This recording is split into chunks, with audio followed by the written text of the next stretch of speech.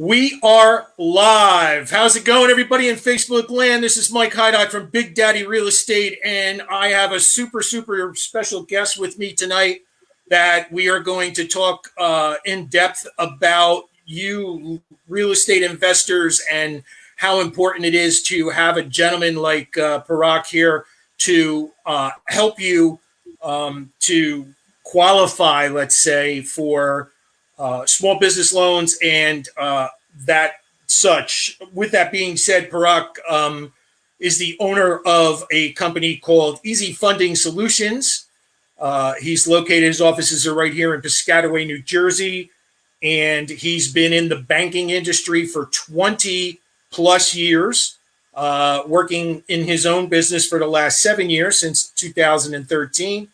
I had the privilege of being able to speak to Parag prior to this live here on Facebook tonight, and I got to tell you, people, he's very knowledgeable, and this is a gentleman that you really should look up, because he's going to be able to help you immensely in this whole new world that we're living in. Right, the world has changed.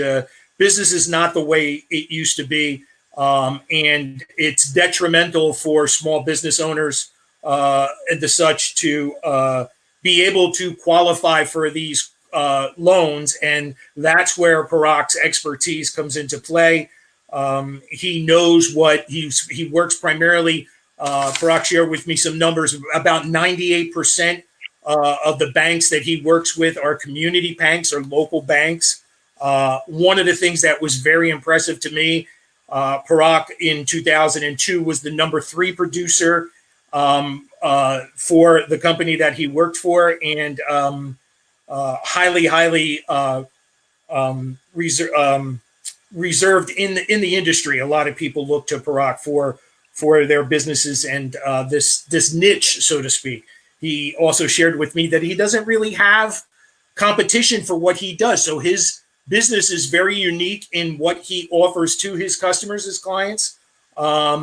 And I think it's very intriguing, and we're going to hear a lot about this tonight. I'm glad that everybody's here to tune in and watch and listen. This is going to be very educational, very value-packed, and we may even, we're talking about, Parag and I are talking about doing maybe a little series on this, because our typical time frames are 20 to 30 minutes, and he's got so much to offer and so much knowledge and so much value to bring that we may do a couple of segments with Parag, because I think that it's very important to you as my audience and the real estate investors out there. So enough talk from me. Let's get right to it. Parag, thank you for joining me tonight. I appreciate you coming on to share your business and your knowledge with the people that watch here, and I thank you so much for your time. Mike, thank you so much for this great opportunity. I've been watching a lot of these videos over the last couple of months, and I'm very excited to share my experience, on your platform. Thank you again for a great opportunity for this, and Jill as well. But yeah, excited. My pleasure. And Jill, who Parag is referencing, is Jill Ryan from Jill Ryan Consulting. She's my marketing manager. Jill does a lot of stuff for me. She wears a lot of hats and does a lot of stuff for me. So that's how Parag and I were introduced by Jill. And thank you, Jill, if you're watching. I'm sure she'll watch either now or the replay. Thank you for introducing Parag and I, and I appreciate all that you do for me, Jill. Thank you. So let's jump into some questions, Parag. Tell everybody a little bit about you and your business. Share with us what Easy Funding Solutions is all about.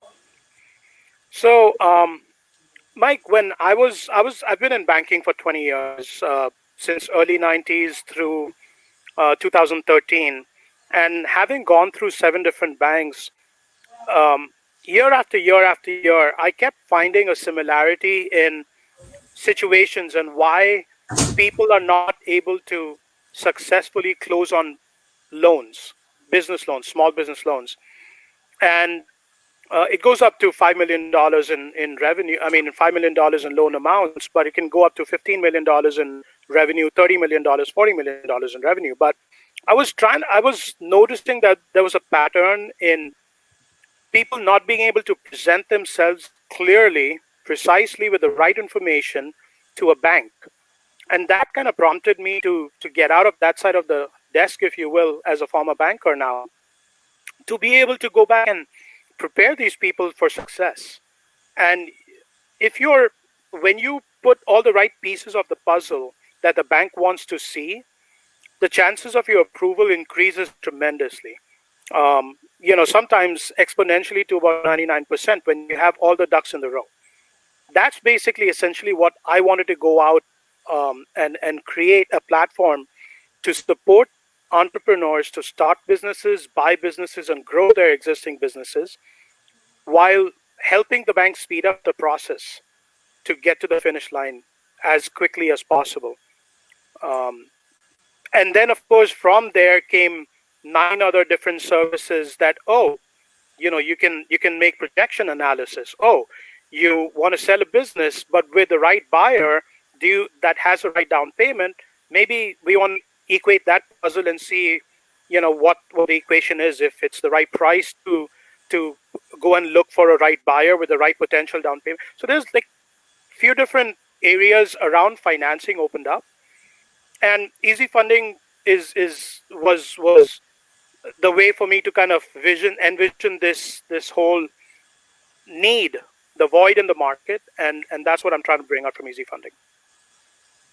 Awesome. So, like I was saying, guys, this is a niche. There's no other industries that we know of, no other businesses that do specifically what Parag does. So, he's unique in what he's able to offer to small business. How about the pandemic, Parag? How has the pandemic affected you and this industry, your business?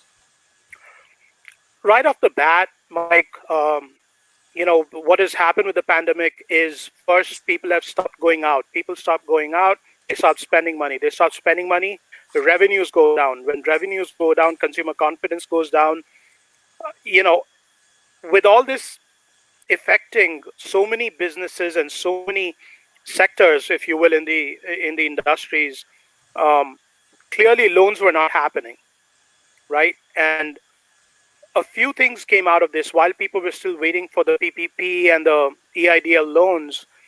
What came out was reserves, and we kind of wanted to go back out and see how we can help people understand their financials better, have a meaningful conversation with the CPAs around reserves, around equity, i.e., equity, um, and make sure that they have the ability to kind of weather through 2-3 months and open up their minds to forward think, right? If okay, you got a problem, how else can you go back out and with the problem, how can you create or recreate um, a model that will be effective? Because listen, this is the new world that we're going to be living in, right? And with being in that new world, can we offer different types of services and things like that? So depending on the vertical, depending on the industry, depending on the sector, some businesses might do really better than some others that might not, right? We were talking about it earlier this afternoon. You have industries where they're curbing expenses and they're saying start working from home because of social distancing. Well, there could be a new way of looking at it, right? And saying, okay, instead of cubicles, you can actually be in offices, yet be in the office, yet talk to people, because at the end of the day, people are getting bored sitting at home. They want to be out and interact with people.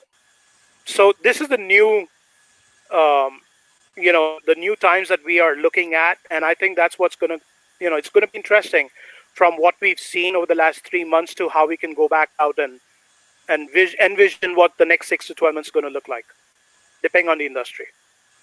Got you, got you. I heard a very interesting statistic today, and I was like blown away. So, just Facebook, just using that one social media platform, Facebook has 2.5 billion viewers on their platform. Since the pandemic started, there has been an increase of 900,000 viewers in this short period of time. So that sort of segues from what you were just saying, where people are home, they're utilizing these type of formats, these platforms, and I don't know if it still is, but at one point when we were the quarantine first started and a lot of people were home, the number one Google question was how to start a home-based business. So it sort of all plays into the effect there. But It's all um, connected. yeah, it's very interesting. So I think in this last question, you answered a good part of this. But how does easy funding actually help the business community? What is the process? How does that relate to the small business industry?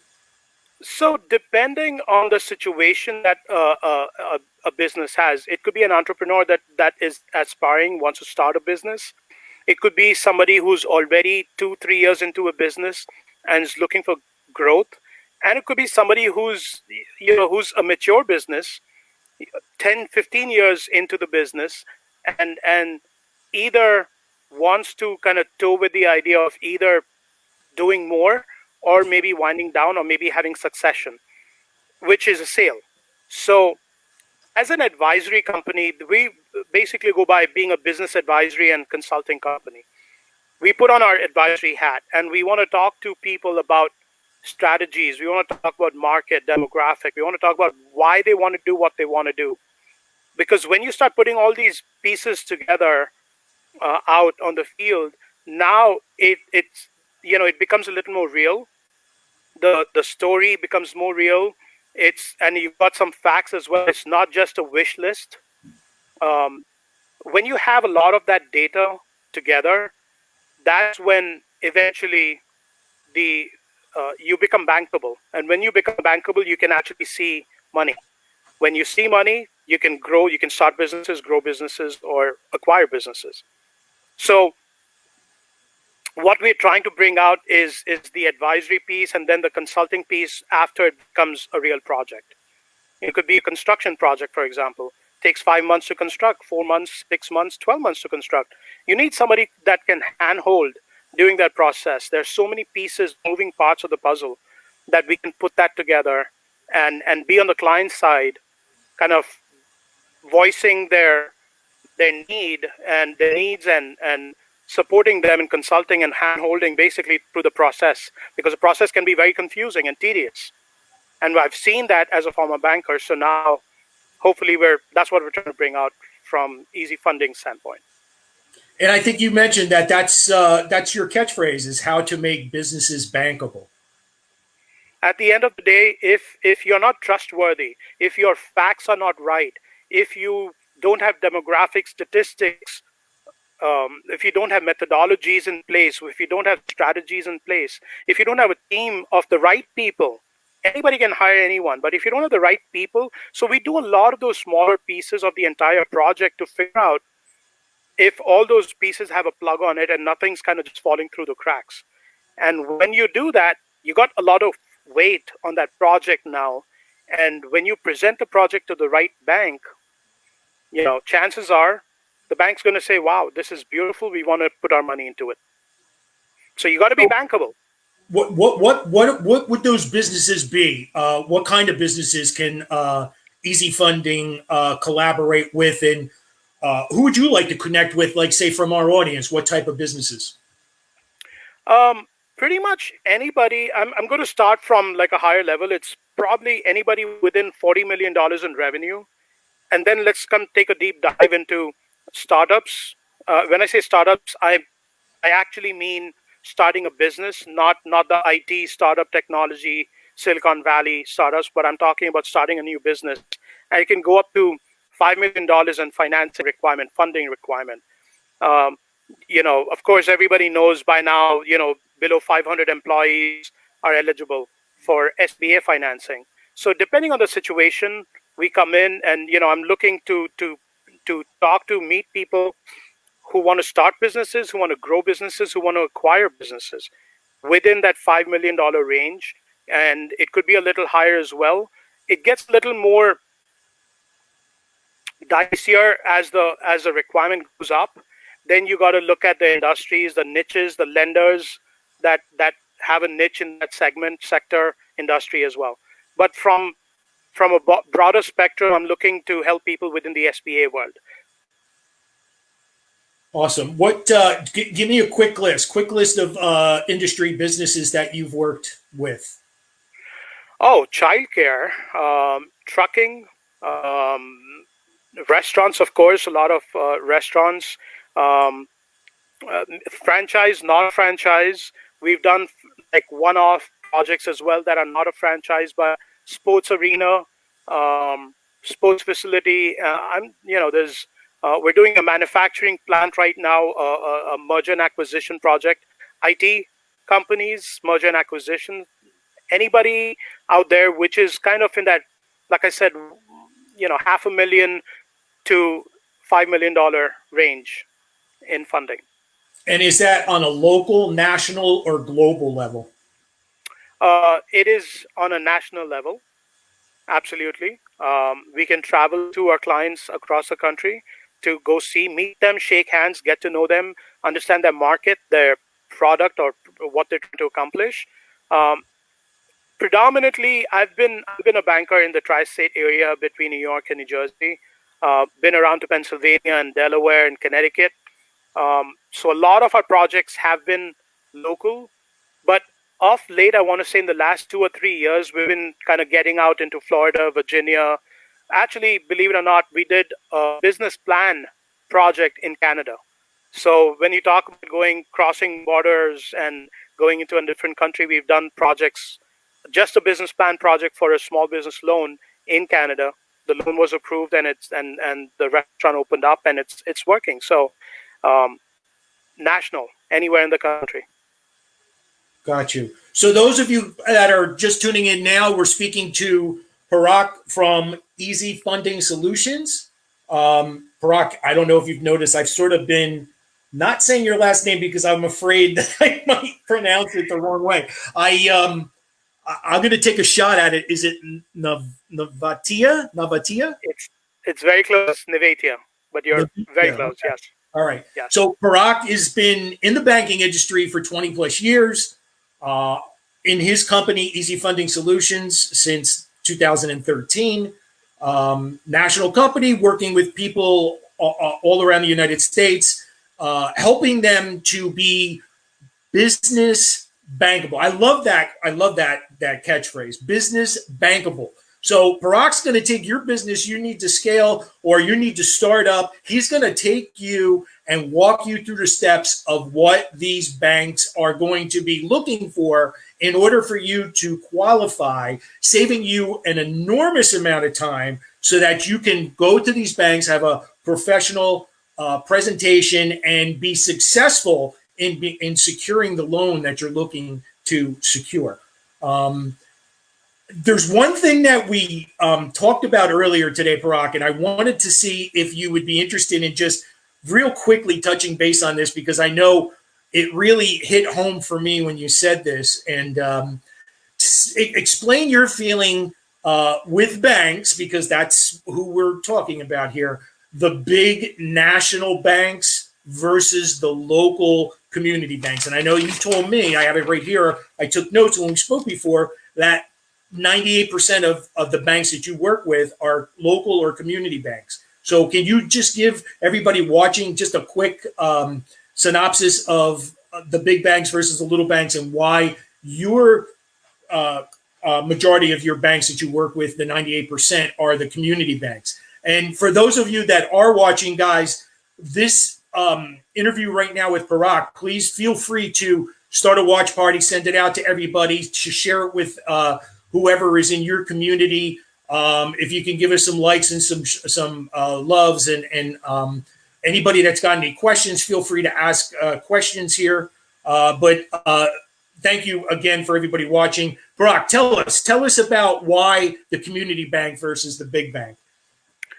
You see, the first of all, you have to understand why big banks are there. They have the ability to put out a lot more services, a lot more products out in the business community. And what happens at that point is they don't really have the, we're talking about ROI at this point. So your return on investment for the bank. Mm-hmm. If they look at smaller projects, they sort of have, a little strike zone, if you will, right? They want to make sure that things kind of line up so that they see the finish line much faster, as fast as they can.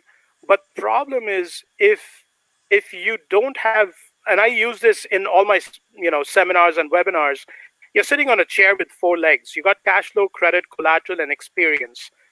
If you don't have one leg, cash flow, you're starting a new business. You don't have the cash flow, existing historic cash flow. That becomes a problem with some banks. They want to invest their money on projects that have a better chance of approval, Sure. a success, and they don't want to take a higher risk. So there comes a situation where you go to a bank where they might not like the project, and if they feel that one of the legs is missing or two of the legs are missing, I mean, at the end of the day, it's business. It's not personal, right? It just doesn't make sense for them from an ROI standpoint to put the application through the process, and because in eventuality, most likely the loan is probably not going to see the finish line. Whereas you kind of then pivot to the smaller banks that don't have 15 services and 15 products to put out in the market in the community. Therefore, their focus is more streamlined and focused, right? They have this and they have that. They have deposits and they have loans. They don't have the investments. They don't have the cash flow, cash management services, the paychecks and the payroll side, and merchant advance, merchant cash advance or whatever, merchant credit card processing department. So you kind of go towards the local banks at some point, and you realize that, listen, everybody has an appetite. Big banks have muscle to withhold or measure risk, whereas the smaller banks may not have that muscle to measure the risk or withhold or withstand the risk. So it really depends. There's obviously there's the national lenders, then there are the regional banks, then there are the community banks, and then the credit unions below that. You want to be able to see you're presenting to the right institution that's listening clearly and quickly gauging whether they want to take that risk or not. And that doesn't come out very easily. Um, Sometimes, and that's the reason why people end up going to a bank and they get a decline. A, because they're not presenting correctly. B, they're the wrong bank, asking the wrong questions. And C, the problem is the banks are so segmented. And again, not blaming or saying anything. I'm just saying that the banks are so segmented. You're talking to the wrong person sometimes, and you may not get the desired result after that communication. So that leaves a kind of a heartburn at the end of the day if you end up getting a decline 3 weeks, 4 weeks, 5 weeks later.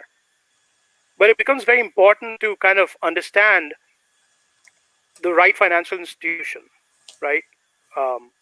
Big banks, national banks, regional banks, community banks.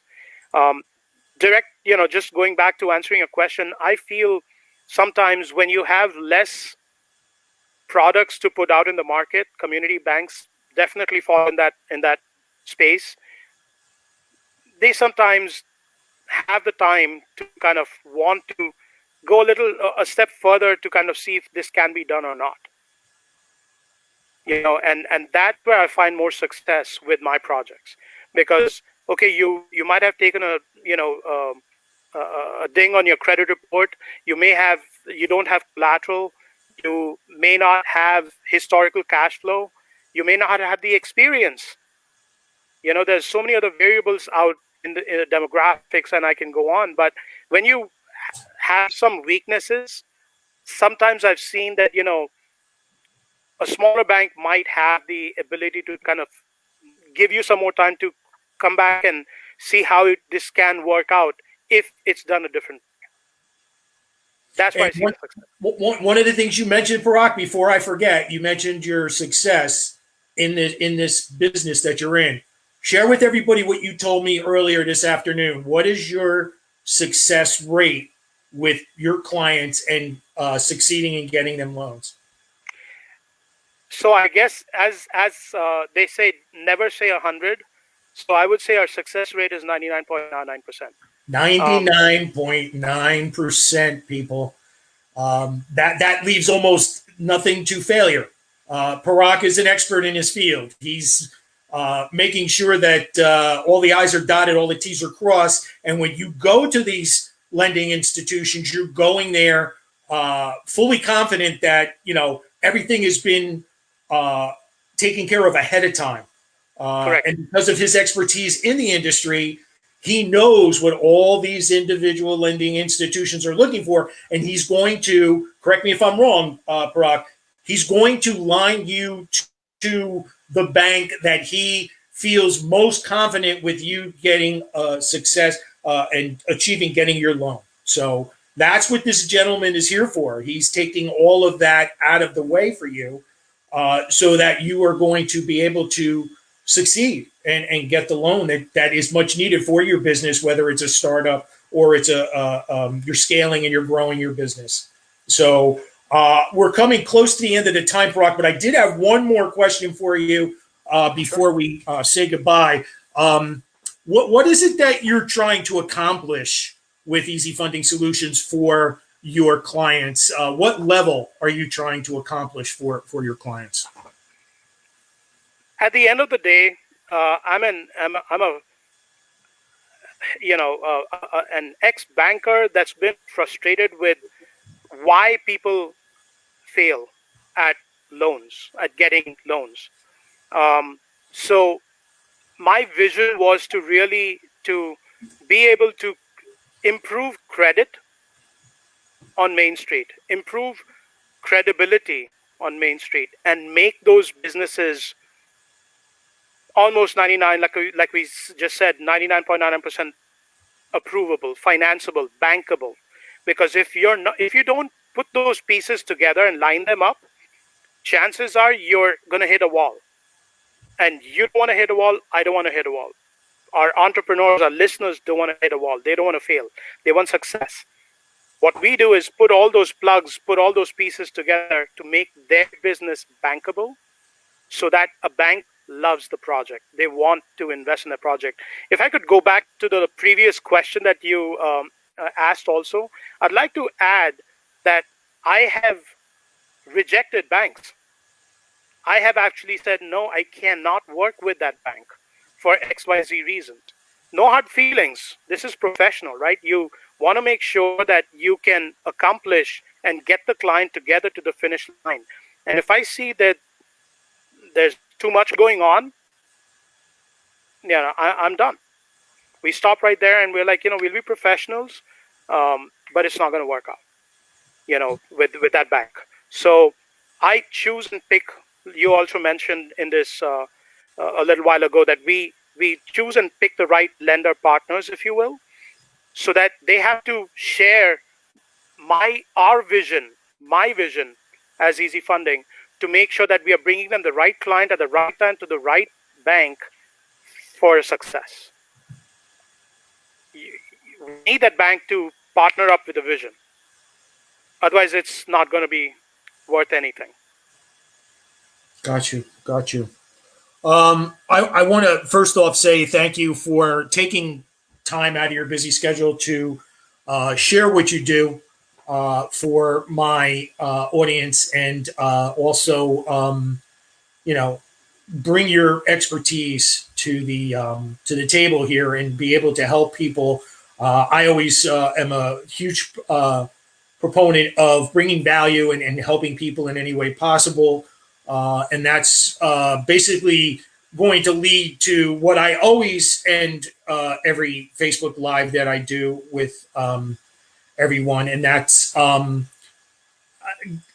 in this time right now, I mean, even before this pandemic took over and changed our world, it's always been very important for me to be able to bring value and help people in any way possible. We had talked about this before, where I'm in the real estate business as well as some other businesses that I own, and I have always said that real estate investing for me is a tool that I can utilize to help people that are in a bad situation. Even if it doesn't mean purchasing a property, securing a property, but to get them in the right direction so that they're get back to normal, so to speak. Hmm. With that being said, it's so important, more so today than ever, is to try and go out and help somebody. Uh, even if you're in a takeout line, whether it's drive through or hopefully someday we'll be able to actually go back inside of places and be able to sort of bring that normalcy back into place. But go out and help somebody. Buy somebody when you're in line. Buy them a cup of coffee. That can go so far, so far, and expand and do so much for someone, and so on and so forth with the pay it forward mentality. So I always like to tell people that. I always try to end all of my Facebook lives with that, and it's I know you were saying making businesses bankable. What I like to say is it's not just for me, it's not just about buying and selling real estate, but it's how you can help somebody, to be in a better place than what they're experiencing right now. With that said, Parag, you can reach Parag the old-fashioned way if you want to. You can give him a call on his phone. That's this phone number right here. You can do it the new way, which what is the new way now, which is social media. You can go onto his website and reach him there. You can send him an email, or if you want to come out eventually, right? Because I know Parag told me that because of the pandemic, as with most people, he hasn't been spending too much time in his office, but he's located at 30 Knightsbridge Road, Suite 525 in Piscataway, New Jersey. That's where his office is located. Parag, thank you so much for sharing your time with me again and helping the people that were here tonight to be able to gain that extra value from you. And I'm hoping that these people will reach out to you and utilize your services somewhere down the road. I know I'll be talking to you again. And like I said in the beginning of the segment, people, Parag and I, there's a lot more interesting information that Parag has. Maybe somewhere down the road we can do a little series, and we'll bring Parag back to share some more information for everybody. But I want to thank all of you for tuning in. We'll be back here again on Thursday. I have a special guest on Thursday that you guys are going to want to see and hear from. Single mom out of Texas, and she's a real estate investor. Very powerful story. So tune in on Thursday, same time, 7 o'clock, right here on Facebook at the Big Daddy Business page. And Parag, you stay with me. I'm going to say goodbye to everybody, and we'll chat a little bit after we get off air. So thank you, everybody. We will see you again on Thursday at 7 p.m. Everybody be safe, and give back, guys. Help somebody out. That's what it's all about. Thank you. Absolutely. Thank you, guys. Thank you, Mike.